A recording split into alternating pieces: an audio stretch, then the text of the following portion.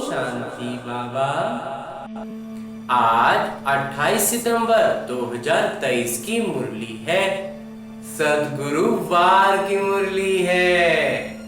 बाबा कह रहे मीठे बच्चे बाबा से प्रेम रहे और उनका लिहाज रखो तो बाबा की आशीर्वाद मिलती रहेगी। माया की जंग उतरती जाएगी। बाबा के प्रेम में एकदम खोए रहेंगे ना, और उन जो बात बताते हैं, जो श्रीमत देते हैं, उस पर चलना ही, उनका लिहाज रखना है, उनके श्रीमत पर चलेंगे, बाबा से प्रेम रहेगा तो बाबा का आशीर्वाद सीधा सीधा मिलता रहेगा। जब इतना जब बाबा के करीब हो गए तो फिर माया की जंग तो छूटनी ही छूटनी है। और आगे मेरे बाबा प्रश्न पूछ रहे हैं कि इस चैतन्य बगीचे में कई फूल खिलते ही नहीं, कली के कली रह जाते हैं, क्यों? उत्तर बतला रहे हैं मेरे बाबा, क्योंकि पुरुषार्थ में सुस्ती है।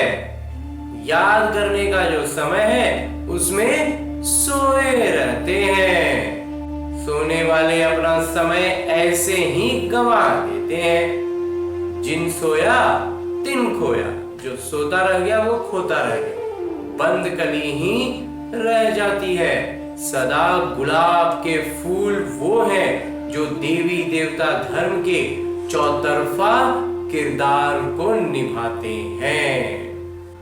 गीत है ये वक्त जा रहा है। ओम शांति।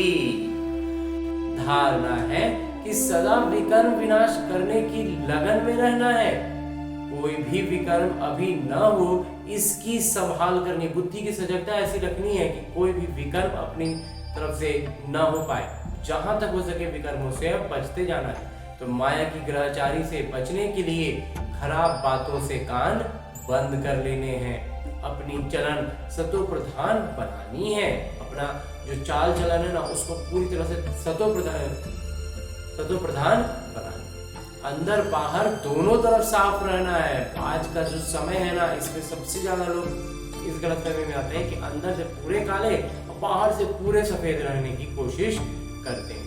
लेकिन बाबा कहते हैं वैसा कर रहे हैं तो वो उसकी आत्मा काली पड़ गई, फिर बाहर की सफाई कोई काम नहीं है। और आगे मेरे बाबा वरदान दे रहे हैं।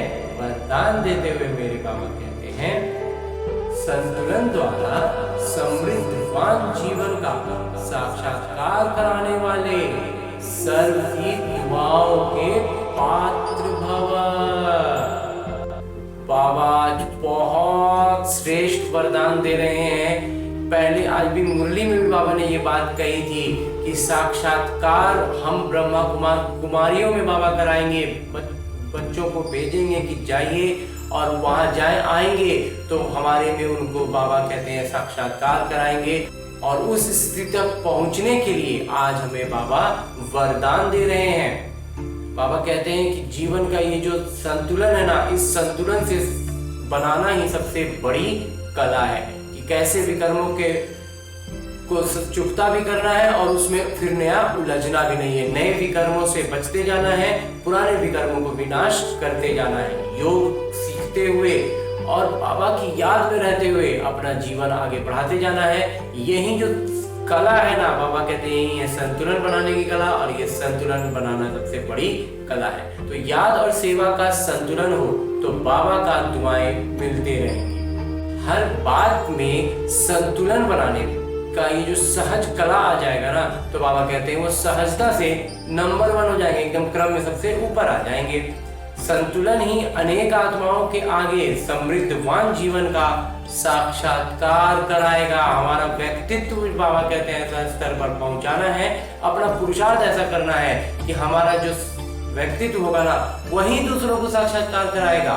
संतुलन को सदा स्मृति में रखते हुए सर्व प्राप्तियों का अनुभव करते रहो तो स्वयं भी आगे बढ़ते रहेंगे और अन्य आत्माओं को भी आगे बढ़ाएंगे। अंजी बाबा।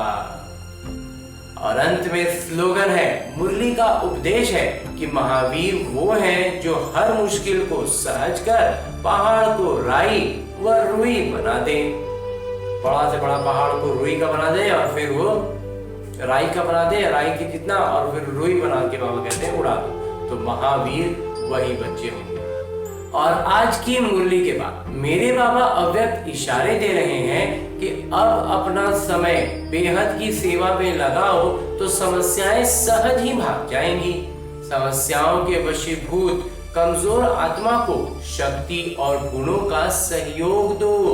तो जो अन्य आत्माएं हैं ना, वो तो भी समस्याओं में और अपने संस्कारों के वशीभूत हैं, तो वो कमजोर हैं। तो बाबा कहते हैं उनको शक्ति का और गुणों का सहयोग दो, असमर्थ को समर्थी दो, तो उनकी दुआएं आपको आपके लिए लिफ्ट बन जाएंगी। जब वो फिर दुआएं देंगे ना, तो हमारी गति और तीव्र हो जाएगी। तो सदा प्रसन्न रहना और प्रसन्न करना, ये है दुआएं लेना और दुआएं देना। ये दुआएं सहज ही माया जीत बना देंगी।